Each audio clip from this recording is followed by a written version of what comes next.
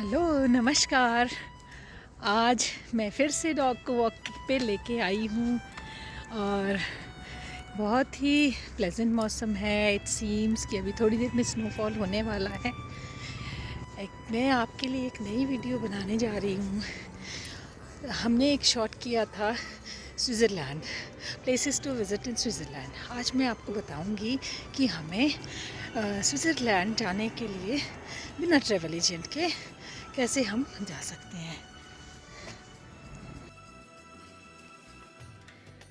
Hello friends, will talk about कि हम कैसे स्विट्ज़रलैंड जाने का प्लान कर सकते हैं विदाउट ट्रैवलिंग फर्म और ट्रैवलिंग एजेंट्स या minimal help from travelling agents. क्योंकि यदि हम ट्रैवलिंग एजेंट्स या कोई ट्रैवल एजेंसी का सहारा लेते हैं तो उनके बहुत सारे हिडन चार्जेस होते हैं और वो you won't be able to travel जैसे आप खुद चाहते हो और जिस तरह का आपका पॉकेट है उस हिसाब से आप ट्रैवल नहीं कर पाते हैं। तो मैं आपको कुछ टिप्स बताने वाली हूँ इस वीडियो में। तो चलिए देखते हैं कि हम कैसे स्विट्ज़रलैंड को विज़िट कर सकते हैं और हमें क्या क्या करना चाहिए। तो सबसे पहले तो स्विट्ज़रलैंड जाने के लिए आपको एक जो वीज़ा, सबसे पहले जो वीज़ा वाला जो है, वीज़ा की हम पहले बात करेंगे। और बेस्ट टाइम कौन सा होता है जाने के लिए, वो है आपका spring season. Early spring season में जा सकते हैं। अप्रैल से जून तक का टाइम बहुत बढ़िया रहता है जाने के लिए। और या फिर आप फॉल के टाइम जा सकते हैं, जिसको हम ऑटम बोलते हैं, यानी कि that would start from somewhere at end of the September से लेके नवंबर तक। उसके बाद वहाँ पे ठंड पड़ती है। बहुत सारी जगह जो हैं वो एल्प्स से घिरी हुई है, तो वहाँ पे ठंड पड़ती है। तो may be that is not a best time. तो बेस्ट टाइम आपका रहेगा अप्रैल टू जून या फिर अक्टूबर नवंबर। ये आपके 2 मंथ्स आपके या 2.5 महीने आपके बढ़िया रहते हैं घूमने के लिए। और रहती है कि आपने अब घूमने जाना है तो आपको पहले तो वीज़ा लगवाना पड़ेगा। वीज़ा कौन सा लगता है वहाँ स्विट्ज़रलैंड जाने के लिए?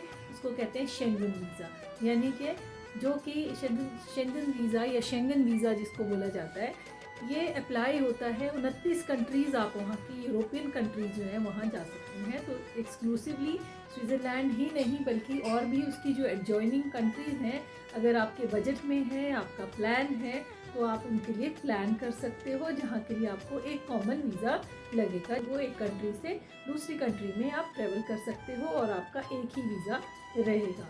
पर वो सारी चीज़ें आपको बिफोर हैंड आपको इन्फॉर्म करनी होती हैं कंसर्न्ड गवर्नमेंट को। जहाँ जैसे आप स्विट्ज़रलैंड जा रहे हैं तो स्विस गवर्नमेंट की नॉलेज में ये चीज़ होनी चाहिए, या अदर कंट्रीज जो भी आपने विज़िट करनी है वो सारे आपको डिटेल देने पड़ते हैं। तो वो कब होता है? ये होता है, ये सबसे बड़ा जो सबसे पहला जो स्टेप है हमारा स्विट्ज़रलैंड जाने के लिए या कोई और कंट्री, यूरोपियन कंट्री जाने के लिए, पहला जो प्रोसेस हुआ वीज़ा लगवाना है। अब वीज़ा कैसे लगवाना है? वीज़ा 2 तरह का लगता है। एक तो है आपका शॉर्ट टर्म वीज़ा, एक है आपका लॉन्ग टर्म वीज़ा। तो ऑब्वियसली अगर आप एज अ टूरिस्ट जा रहे हो तो आप एक टूरिस्ट वीज़ा लगवाओगे। तो टूरिस्ट वीज़ा लगवाने के लिए आपको कब अप्लाई करना पड़ता है? आप मान लीजिए आप जा रहे हैं जून में या आप जुलाई में जा रहे हैं, तो आप, ऐसा नहीं है कि आप 6 महीना पहले ही उसके लिए अप्लाई करें। का गैप नहीं होना चाहिए, लेस देन 6 महीने का गैप होना चाहिए आपने जब विज़िट प्लान किया है। तो ये तो हो गई पहली बात कि आपने उसको अप्लाई कब करना है। दूसरी, वीज़ा अप्लाई करने के लिए या तो आपको स्विस एम्बेसी स्विट्ज़रलैंड की एम्बेसी में अप्लाई करना पड़ेगा, या फिर उनकी एक ऑफिशियल पार्टनर है जिसका नाम है VFS ग्लोबल प्राइवेट लिमिटेड। इसका एक ऑफिस न्यू दिल्ली में है। इसके बहुत सारी जगह पे ऑफिसेज हैं। नॉर्थ के लिए मैं बता रही हूँ कि न्यू दिल्ली में एक ऑफिस है जहाँ पे आप जाके यू कैन कॉन्टैक्ट। आपके डॉक्यूमेंट्स जो हैं सबसे पहले वहाँ सबमिट होंगे, that would be submitted by me. और अगर एम्बेसी में आप अप्लाई कर रहे हैं तो एम्बेसी में भी आपको प्रायर अपॉइंटमेंट लेना पड़ता है वीज़ा के लिए। और अपॉइंटमेंट भी आपको कम से कम 1 महीना पहले लेना पड़ता है। और उसको आप जब आप अप्लाई करते हो तो वो भी आपको मेल के थ्रू ही करना पड़ता है। मेल के थ्रू ही अपॉइंटमेंट लेनी पड़ती है, फिर आपको मेल आ जाती है। दूसरा तरीका VFS है, जो ज़्यादा आसान तरीका है कि यू अप्लाई थ्रू VFS। और VFS जो है एक ग्लोबल एक ऑफिशियल पार्टनर है with that of the embassy of Switzerland, या आपके शेंगन वीज़ा के लिए भी। maybe it is for other for the purpose of visa for other countries also, पर अभी यहाँ पे हम स्विट्ज़रलैंड की बात कर रहे हैं। तो आप BFS के थ्रू भी डॉक्यूमेंट्स को सबमिट कर सकते हो। आपको सबमिट करने पड़ेंगे वीज़ा के लिए कि prior to applying of BFS। और अगर एम्बेसी में करना है तो एम्बेसी में डायरेक्ट, आप एम्बेसी में करना चाहते हो तो 1 महीना पहले अप्लाई करना पड़ेगा, और उसके लिए भी आपको मेल करनी पड़ेगी। Through mail you have to take the appointment through the Swiss embassy. तो ज़्यादा आसान वाला तरीका है इस BFS ग्लोबल प्राइवेट लिमिटेड, जिसका न्यू दिल्ली में शिवाजी स्टेडियम मेट्रो के पास उसका ऑफिस है as per new Delhi concern. तो वहाँ पे जाके आप वहाँ पहले मेल से अप्लाई करिए, डॉक्यूमेंट सबमिट करिए, then you get a date for appointment. आपको अपॉइंटमेंट मिलती है, अब वहाँ पे जाके अपने बायोमेट्रिक्स के लिए आप जाते हो, और फिर you get the ultimately you get the visa after few days. 15 दिन के अंदर आपका वीज़ा लगभग आ जाता है। तो हम बात कर रहे थे टूरिस्ट वीज़ा की, कि आप टूरिस्ट वीज़ा के लिए अप्लाई कर रहे हो। I am not talking about business type of visa, क्योंकि आप सिर्फ टूरिस्ट, हम घूमने के पर्पज़ से बात कर रहे हैं। टूरिस्ट वीज़ा जो है आपको वो भी 90 दिन का मिलेगा, 90 डेज से ऊपर नहीं मिलता है। And that you need to apply through those which I just mention. अब आपको क्या क्या करना है, क्या क्या डॉक्यूमेंट्स इसके लिए वीज़ा के लिए चाहिए होते हैं।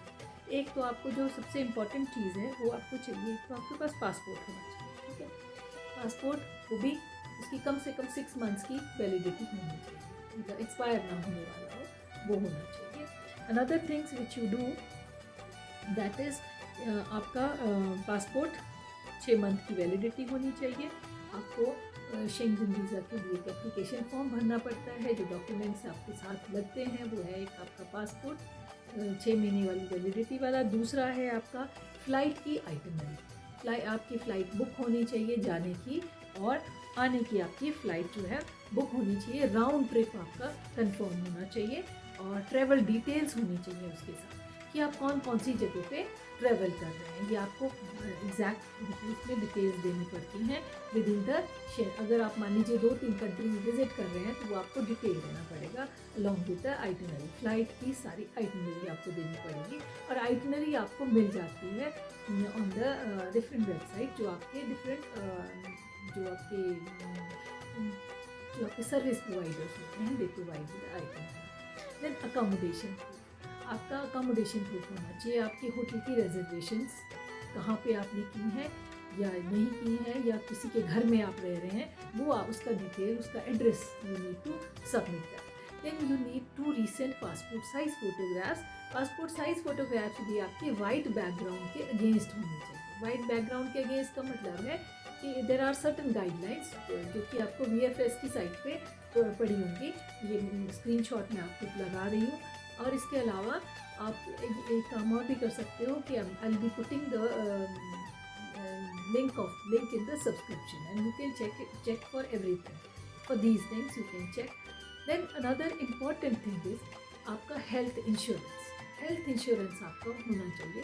वैसे BFS वाले भी करवा देते हैं व्हेन यू विजिट। जो आप जब जाते हो आप अपॉइंटमेंट के लिए, you can by the insurance. वहाँ पे बहुत सारे एजेंट्स बैठे होते हैं, आप उनसे ले सकते हैं।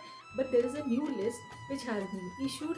वो उसकी स्क्रीन शॉट आपको दिख रहा है, वही उसकी मैं आपको दे दूँगी उसका लिंक भी, तो आप उसमें देख सकते हैं कि किन किन का जो है there are certain notified agency जिनका आप इंश्योरेंस, हेल्थ इंश्योरेंस लगाना है। और आपको health insurance, you must take health insurance for having the visa.